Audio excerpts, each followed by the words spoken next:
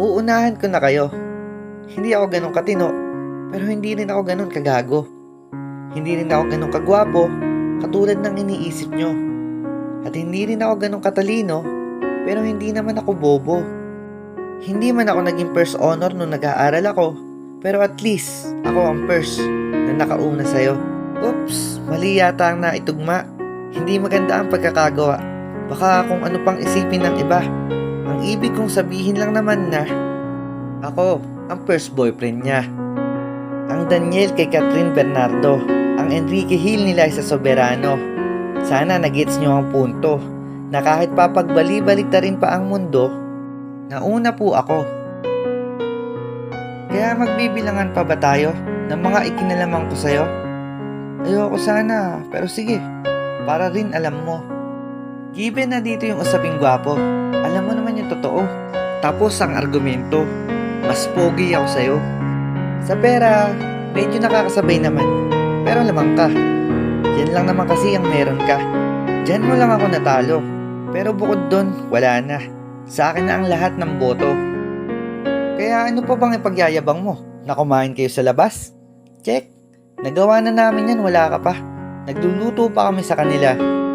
Nagbigay ka ng mga bulaklak at regalo? Check. Nabigyan ko na rin siya. Mas marami pa. At binibigyan niya din ako ng mga regalo. May chocolate pang kasama. Sweet siyang mag-chat sa'yo? Pues, ginagawan niya ako ng mga love letter. At yun ang mas sweet talaga. Nasa akin pa nga eh. Gusto mong makita? Huwag na, baka basahin mo pa. Nakaka-holding hands mo siya? Check.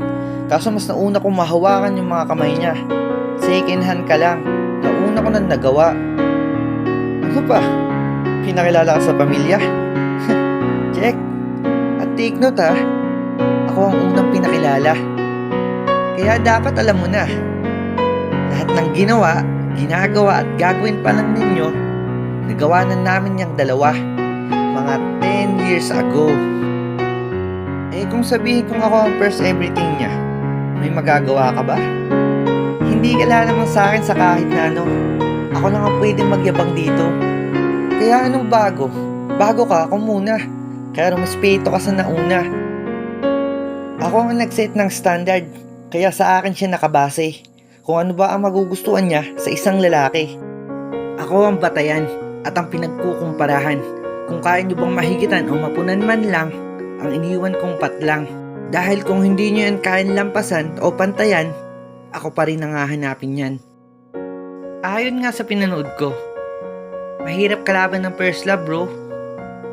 Kaya ang payo ng pioneer sa'yo, huwag mo nang tangkiin ang kinin ng hindi sa'yo. Hindi ito isang babala. Binibigyan lang kita ng ideya. Haha. O diba, ang lakas kong mag-flex na ako nauna. Pero ex na lang din pala ako niya. Marahil nagtatago na lang ako sa salitang ako ang nauna para matakpan ang katotohanang meron na siyang iba. Kasi ako dapat yun eh. Ako pa rin dapat ang kasama niya. Ako lang ang may karapatang humawak sa mga kamay niya, ang magbibigay ng bulaklak at ang magpapasaya sa kanya. At ang maghaharap sa kanya sa gitna ng dambana. Pero kasi hindi ganun yung nangyari. Hindi mo nagawang manatili dahil mas pinili mong piliin ang sarili at iwanan na lang akong suwi. Siguro kung hindi mo nahanap yung rason para manatili noon, sana naman makita mo na yung dahilan para piliin akong balikan ngayon.